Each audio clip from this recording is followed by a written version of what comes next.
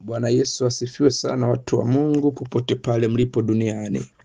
Hii ni huduma ya maarifa na maombi inayokujia kwako nami mtumwa wa Kristo Joseph, na hii ni ibada ya kujiweka wakfu kwa Bwana mwezi mzima, na Mungu ametupa kibali na neema yake kwa tarehe ya leo. Na nikukumbushe tu kwamba zipo kanuni zinazoambatana na mwanzo mpya, na zipo kanuni zinazoambatana na majira mapya, na kwa sababu ya hiyo nimepata kibali mbele za Bwana kwa siku zilizopita, na Bwana akawa anatufundisha kuhusu majira mapya na wakati mpya. Bwana amekuwa akitufundisha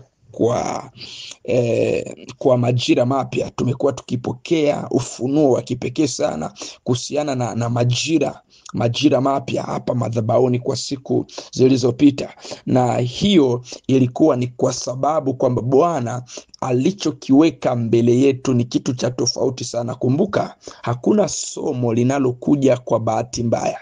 Kila somo linaloletwa ni majibu na maandalizi ya kile ambacho Bwana amekiweka mbele yetu. Nataka ukishikilie vizuri, ukielewe vizuri sana kwamba hakuna somo inayoletwa kwa bahati mbaya. Ni mpango kabisa wa Roho Mtakatifu kwa ajili ya kuwasaidia watu wake. Na ninapenda uelewe kwamba Bwana akianza kukufundisha kwa habari ya kitu fulani, utambue kwamba mbeleni kuna jambo litadhihirishwa, kuna jambo Bwana atalifanya, na msaada pekee ni ule ufunuo, ni yale uliyoyapokea siku za nyuma, ndizo itakayokupa mwangaza na mwelekeo na maelekezo na msaada kujua ni kipi unachotakiwa kukifanya. Kwa hiyo tulipojifunza na kusaidiwa na Roho Mtakatifu madhabahuni kuhusu majira mapya,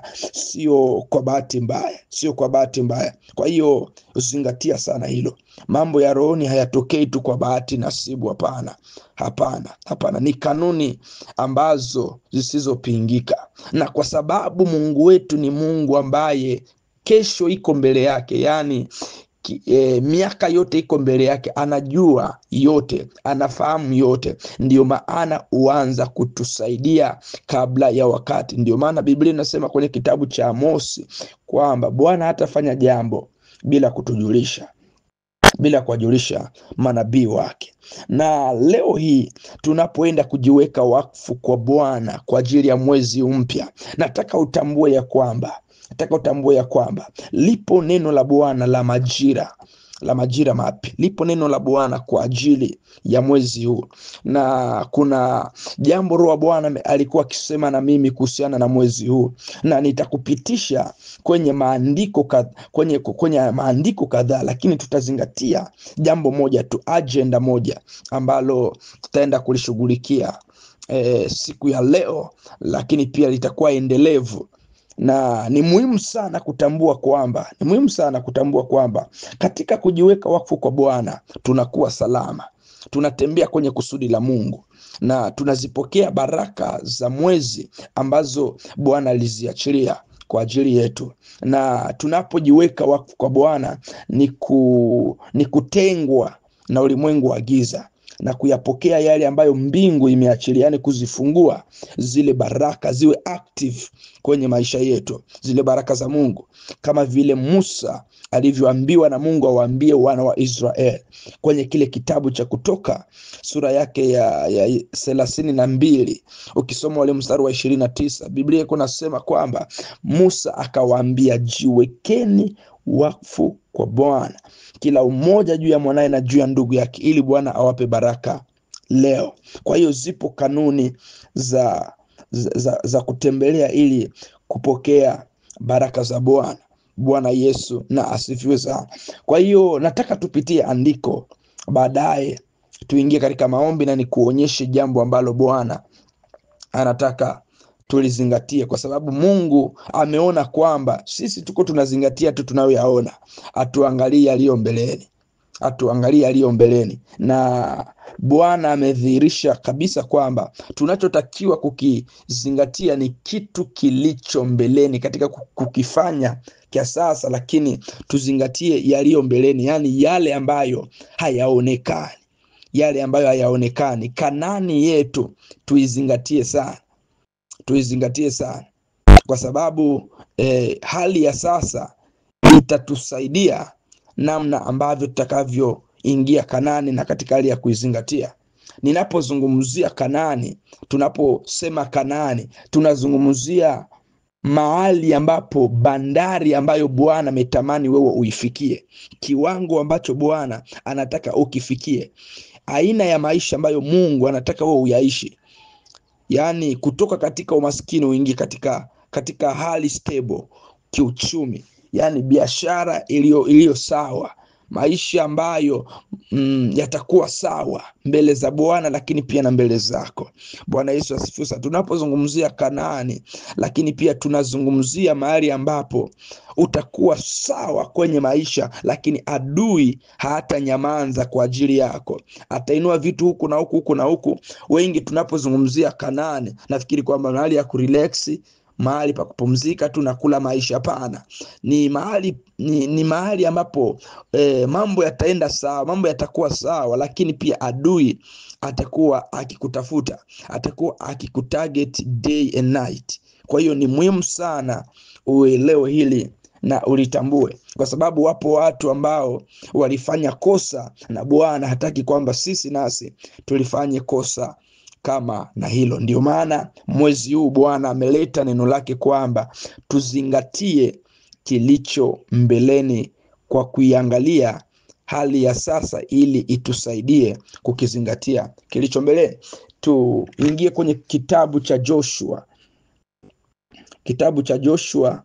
sura yake ya 3, sura ya 3 ya kitabu cha Joshua. Naomba nisome mstari wa 1 na nishuke. Biblia inasema, Yoshua akaondoka asubuhi na mapema, nao wakatoka Shitumu, wakafika mto wa Jordan, yeye na wana wa Israeli wote, wakakaa hapo kabla ya kuvuka. Ikawa baada ya siku 3, maakida wakapita katikati ya marago, wakawaamuru watu wote wakisema, mtakapoliona sanduku la agano la Bwana Mungu wenu na makuhani Walawi wakilichukua, ndipo mtakapoondoka hapa mlipo na kulifuata. Lakini na iwe nafasi kati ya ninyi na ile sanduku kama dhiraa 2,000 kiasi chake. Msilikaribie mpate kuijua njia ambayo hamna budi kuiendea, kwa maana hamjapita njia hii bado. Yoshua akawaambia watu, jitakaseni, maana kesho Bwana atatenda mambo ya ajabu kati yenu. Kisha Yoshua akawaambia makuhani akasema, liinueni sanduku la agano, mkavuke mbele ya hao watu. Wakaliinua sanduku la agano, wakatangulia mbele ya watu. Bwana akamwambia Yoshua, hivi leo nitaanza kukutukuza mbele ya Israeli wote, mpate kujua ya kuwa mimi nitakuwa pamoja na wewe kama nilivyokuwa pamoja na Musa. Naomba tuachie hapo, mtu wa Mungu. Naomba uliangalie hili neno ambalo Bwana ameliachilia kwenye maisha yetu mwezi huu. Naomba uliangalie kwa upana sana na utambue ni kitu gani ambacho kinakuwa highlight, ambacho kinaelekezwa hapo. Ukiangalia ni harakati ambapo Yoshua na wana wa Israeli wapo mbele ya mto Jordan, mto Yordani, na wanataka kuvuka. Kumbuka hawa watu wanaelekea Kanani, mahali ambapo Mungu amewaambia kabisa, amewaapia baba zao kwamba kuingia kweli watafika. Lakini kulikuwa na michakato hapa katikati ambayo walitakiwa wapitie hiyo michakato, lakini pia kulikuwa na mambo ambayo walitakiwa kuyazingatia ili kwamba waweze kuingia kwenye nchi hiyo ya Kanaani. Sasa unaweza ukaona kwamba hapa Yoshua anatoa maelekezo, lakini pia kwanza makuhani wametoa maelekezo kwamba kinachotakiwa kutangulia mbele yao ni sanduku la agano, yaani uwepo wa Mungu ndio unaotakiwa kutangulia mbele, kisha kuwe na nafasi na wao waangalie ile sanduku ya agano, kwa sababu wao hawajui njia. Kumbuka sanduku ya agano ni uwepo wa Bwana. Kwa hiyo hili ni elekezo la kwanza kwenye maisha yetu mwezi huu, kwamba tusiwe na uharaka wa kufanya mambo, yaani uharaka wa kuchukua maamuzi kwenye huduma, kwenye ndoa, kwenye biashara, kwenye kazi, kwenye mambo ya uchumi. Yaani usiwe na haraka ya kuchukua maamuzi. Hata kama mtu amekuja tufanye biashara, nina pesa, usiwe haraka. Make sure the presence of the Lord go for thee. Yaani hakikisha kwanza uwepo wa Mungu umetangulia mbele yako. Yaani sanduku la agano kwanza litangulie mbele, likuonyeshe njia. Let the Holy Spirit speak in you first. Yaani hakikisha kwanza Roho wa Bwana anasema ndani yako kabla ya maamuzi yoyote yale. Tunaposema kwamba Mungu ndiye namba 1, ndiye namba ya kwanza, tuna maana hiyo.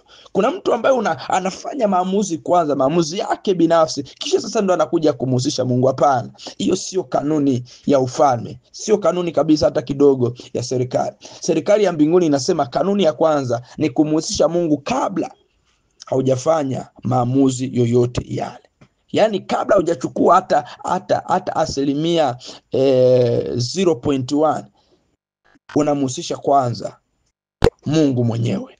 Unasemaje katika hili? Sanduku la agano linatangulia mbele. Na baadaye Yoshua anatoa maelekezo, anasema kwamba hawa watu jitakaseni ili kwamba kuwe na kitu cha tofauti katikati yenu. Jitakaseni, iweni watakatifu mbele za Bwana. Bwana Yesu asifiwe sana. Yaani wao watu wajitakase ili kwamba Bwana afanye kitu ambacho ni cha tofauti sana. Yapo mambo 12 ambayo utakaso uleta kwenye maisha ya mtu, lakini nataka tu nikwambie jambo moja aidha mbili ambalo linaambatana na hili nimemaliza kuzungumza, kwamba utakaso wa kweli kwenye maisha ya mtu unauleta uwepo wa Mungu kamili. Na adui hataki ufahamu kwamba uwepo wa Mungu kamili ndani yako unamweka adui mbali na wewe. Yaani sio kuomba tu, uwepo wa Mungu kamili ndani yako, the true and holy presence of God in you, yaani inamweka adui mbali na wewe. Utakaso ni jambo la muhimu sana katika mwezi huu. Utakaso ni jambo la muhimu sana. Kwa hiyo unaweza ukaona kwamba Yoshua anawaambia pia waliinue sanduku la agano likatangulie mbele yao, na kisha kitu cha kufuatia ni kwamba Mungu sasa anamuambia Yoshua kwamba nitakuwa pamoja nao kama vile nilivyokuwa pamoja na Musa. Kitu tulicho nacho katika hali hii ya sasa, ili kwamba tuweze kuingia Kanaani. Watu wengi sana, ukiangalia wana wa Israeli wengi walizingatia katika kuvuka Yordani, katika kucross the Jordan River, walizingatia sana hilo, wakasahau kwamba huko Kanaani wanakoelekea ni hatari kuzidi kuvuka mto Kanaani. Yaani Kanaani ni matatizo ya mto Yordani ni matatizo ya sasa, is a currently situation, lakini situation ya baadaye ni situation, ni hali ya sasa mto Yordani, lakini hali ya Kanaani watu hawaizingatii. Kumbuka hawa watu wanapambana sana wavuke mto Yordani, na kweli ni matatizo ya sasa. Yaani ni kama mtu ambaye anaomba Mungu, uniinue Yesu, uniinue. Na kuna matatizo yanayomkabili kwa sasa inayoambatana na kuinuliwa kwake, lakini yeye anazingatia tu hayo matatizo ya sasa ili kwamba aweze kuinuliwa. Haelewi kabisa maisha anayotakiwa kuyaishi baada ya kuinuliwa, kwa sababu utakapoinuliwa tu, kila mwanzo mpya ama kila kiwango kipya na shetani mpya, a new level and a new devil. Hakujawahi kuwa kiwango kipya bila adui mpya, hakuna. Sasa haina hiyo ya maisha wengi tunayapuuzia, kwamba nimeinuliwa, imeisha, ninaomba niinuliwe na imeisha. Unapoomba uinuliwe, kumbuka kutakuwa na hali ya sasa, kutakuwa na matatizo ya sasa ambayo yapo kwenye maisha yako. Yatakapoondolewa, ukainuliwa, ukapanda kiwango kipya, ujue kwenye hicho kiwango kipya adui aliyekuwa anakupiganisha kabla hujapanda kiwango, ukipanda kiwango, yule adui na yeye anaongezeka. Kama zilikuwa pepo 3 zitakuwa 7, kama zilikuwa pepo 7 zitakuwa 10, kama zilikuwa 12 zitakuwa 15, kama zilikuwa 20 zitakuwa 30. Kwa hiyo na wewe kabisa kiwango kinatakiwa kiongezeke zaidi na zaidi. Wana wa Israeli wana focus tu na Yordani ya sasa, hawaelewi maisha ya Kanani. Kama kutakuwa na miungu mengi, shetani ataongezeka kule na mpaka watamgeukia Mungu na kwenda kwenye miungu mingine. Ndicho kitu kilichokuja kutokea. Wanapambana sana tu na matatizo ya sasa, anapambana tu sana kwamba afunge ndoa, afunge tu ndoa, harusi, afanye harusi, aelewe kilicho ndani ya ndoa. Yaani mtu huyu yeye ana focus, nipate mali, nipate fedha ya kutoa mali, nifanye harusi, nimalize. Uelewi kwamba harusi ni Jordan, lakini ndoa huko katika kuishi kokote sasa ni Kanaani. Naelewa kwamba unaomba kama upate kazi, uelewi kwamba utakapoingia kwenye hiyo ofisi sasa ndio Kanaani. Sasa unaomba Mungu, nisaidie Baba, nipate huduma, niwe nabii, niwe mtume, niwe mtume Baba. Okay, tayari umevuka hapo, umekuwa sasa mtume, umeingia, yani ukanani wako sasa umeianza. Bwana Yesu asifiwe sana. Bwana Yesu asifiwe sana. Yaani mtu ana fedha, anakuja, mtumishi nisaidie, na mtu mwingine hana chochote tu, hana sadaka na chochote, mtumishi naomba uniombe. Sasa unaacha huyu, unasema hapana, huyu acha nyeni. Sikiliza mtu wa Mungu, sikiliza mtu wa Mungu. Bwana anatuandaa kwa ajili ya Kanaani. Bwana anatuandaa kwa ajili ya Kanaani.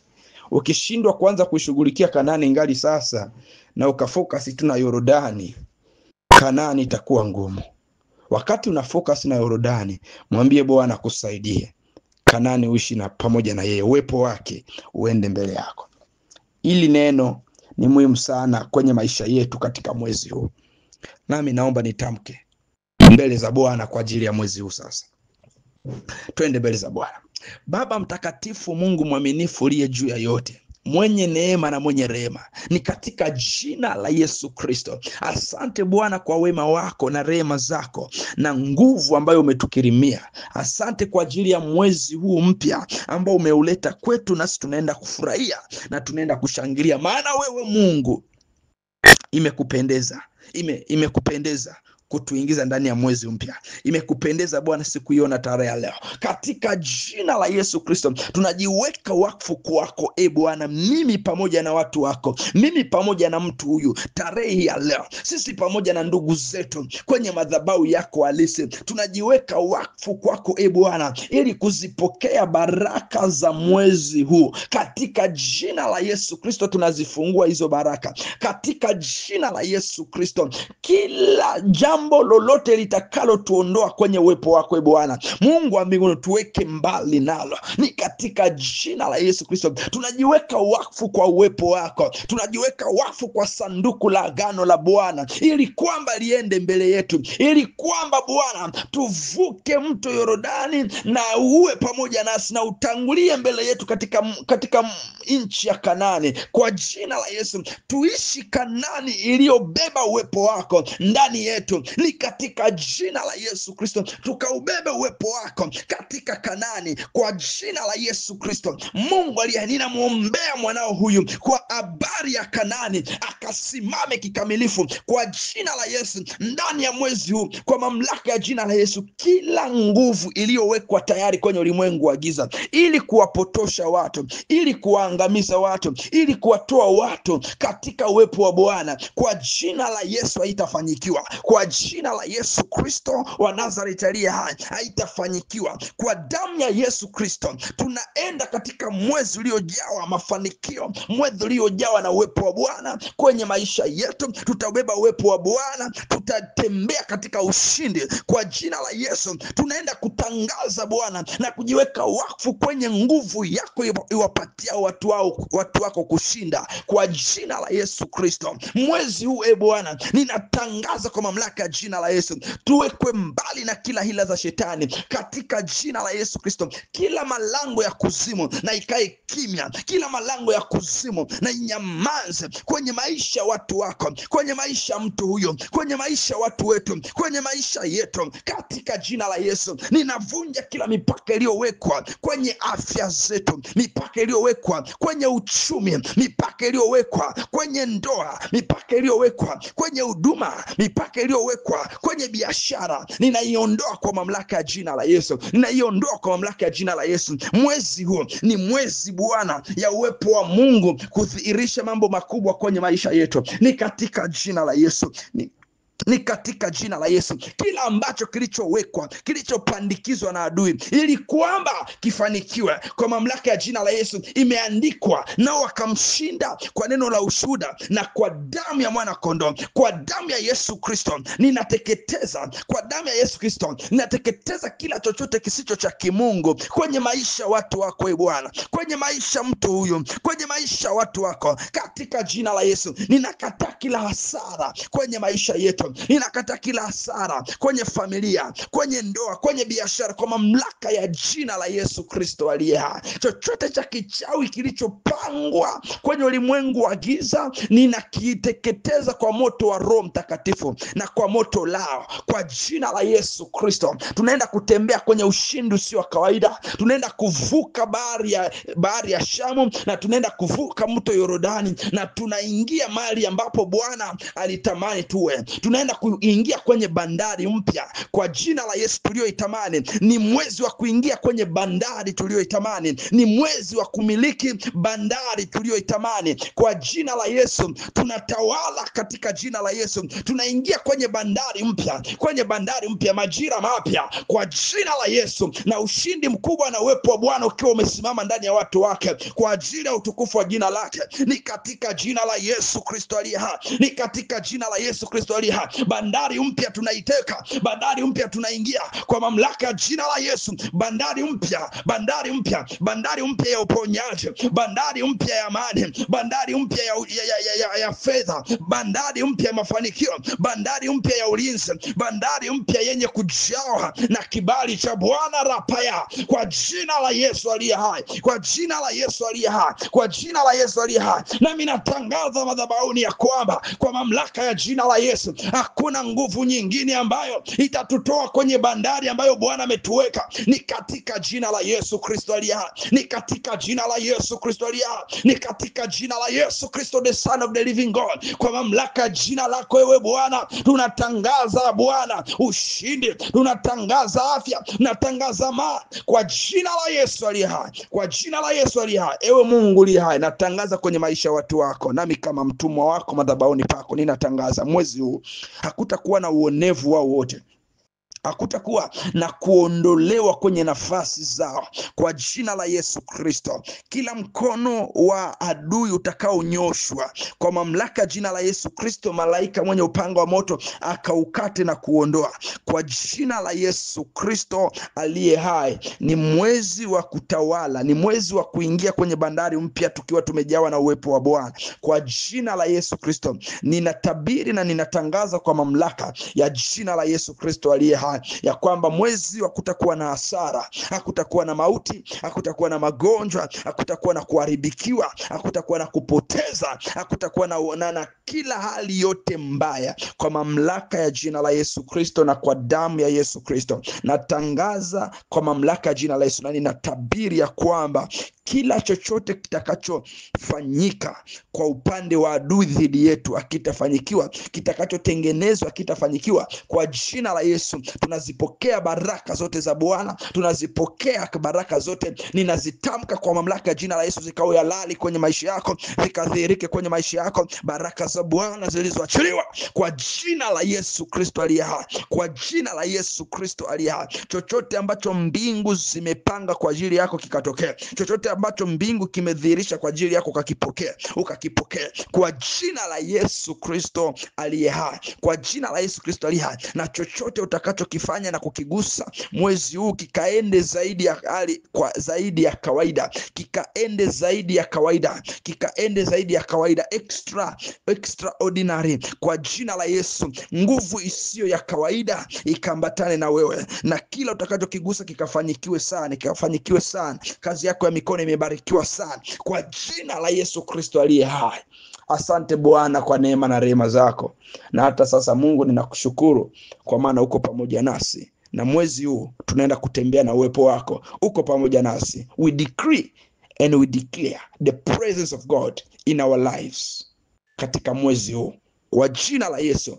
Mwezi huu ni mwezi wa kubeba uwepo wa Bwana kila mahali tunapoenda, na mataifa wapate kujua kwamba wewe ni Mungu utembeaye pamoja na watu wako, wewe ni Mungu utembeaye pamoja na watoto wako, ni katika jina la Yesu.